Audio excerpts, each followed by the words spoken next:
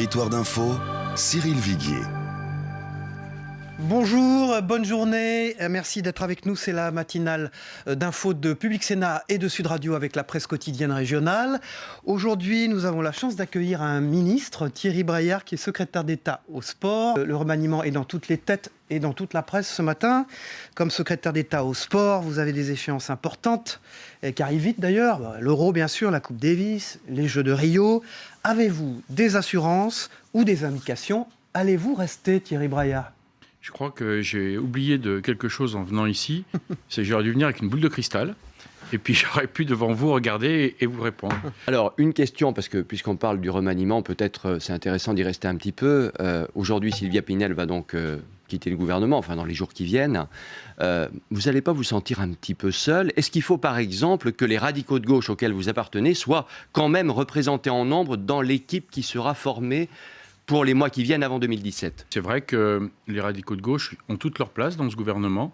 On est quand même la seule formation politique avec le Parti socialiste à l'avoir soutenu depuis le début. Je sais que les socialistes nous en sont grés. Les radicaux ont cette image de partenaires loyaux, de partenaires fidèles. Voilà, reste au gouvernement, enfin rentre dans le gouvernement. Je trouverais légitime que Jean-Michel Baillet puisse entrer au gouvernement. Il se trouve que dans une autre vie, j'étais avocat en droit social.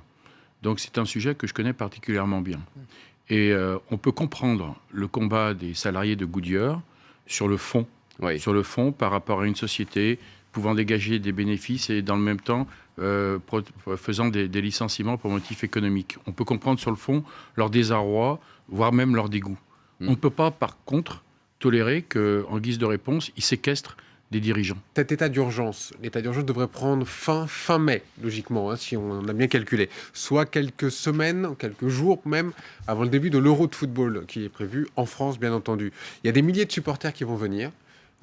Est-ce qu'il n'aurait pas fallu étendre cet état d'urgence pendant cette compétition pour garantir, vu le contexte terroriste, pour garantir une forme de grande sécurité autour de cet événement? La question n'est pas aujourd'hui de se dire est-ce qu'on doit prolonger l'état d'urgence. Je crois que c'est une affaire aussi de circonstances qui pourront amener le Parlement, sur proposition du gouvernement, à étendre ou pas la durée de cet état d'urgence. Et donc est-ce qu'il y aura quelque chose de spécifique autour de l'Euro de football? Il y aura depuis le début quelque chose de spécifique, puisque depuis des années, nous avons décidé que la sécurité serait le point le plus important de l'organisation de l'Euro. Alors Thierry Braillard, puisqu'on parle un peu de sécurité, samedi c'est le début du tournoi des destinations, premier match France-Italie, à vivre évidemment en intégralité sur Sud Radio avec Daniel Herrero, j'en profite pour faire un peu de pub en passant. Match au Stade de France, le Stade de France parmi les cibles des terroristes, on s'en souvient malheureusement, le 13 novembre dernier. Pour samedi, très concrètement, quelles mesures de sécurité ont été prises autour du Stade de France ? Le 13 novembre, la sécurité au Stade de France a merveilleusement bien fonctionné, heureusement d'ailleurs. Ça n'a pas empêché que des gens se fassent exploser, que des gens soient blessés. Est-ce qu'il y a eu un mort? Il y a eu un mort à l'extérieur du stade, heureusement.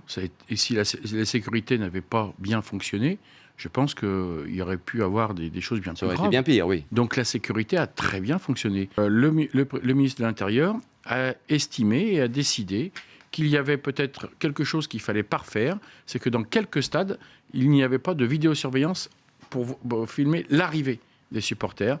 Donc voilà ce que une des mesures qui va être prise. Il y aura les supporters les plus violents. Une vidéosurveillance pour prendre l'arrivée. Et je peux vous dire que tous les stades qui vont accueillir l'Euro sont dans une sécurité optimale. Donc, pour répondre plus précisément au match France-Italie, bien sûr que je souhaite que toutes les personnes qui vont venir au stade se sentent en totale sécurité, même si le risque terroriste existe toujours. Vous avez parlé de Saint-Etienne et du stade de Geoffroy Guichard. Qu'est-ce que vous avez pensé des banderoles qui ont été déployées dans le stade dimanche dernier contre le Paris Saint-Germain et contre le Qatar? Le parc est devenu un cimetière.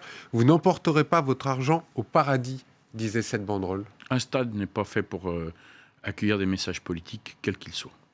C'est un lieu de neutralité. Vous savez, on parle beaucoup de laïcité. Ben voilà un exemple d'un lieu de neutralité. Vous condamnez ces banderoles. Je condamne ces banderoles. Peut-il y avoir des sanctions? Ça, je ne sais pas, c'est pas moi à en décider. Nous allons profiter de l'occasion pour organiser le supporterisme et le dialogue qui n'existe pas pour tous les clubs, avec tous les supporters. Il faut dialoguer avec tous les supporters pour que les choses se passent mieux.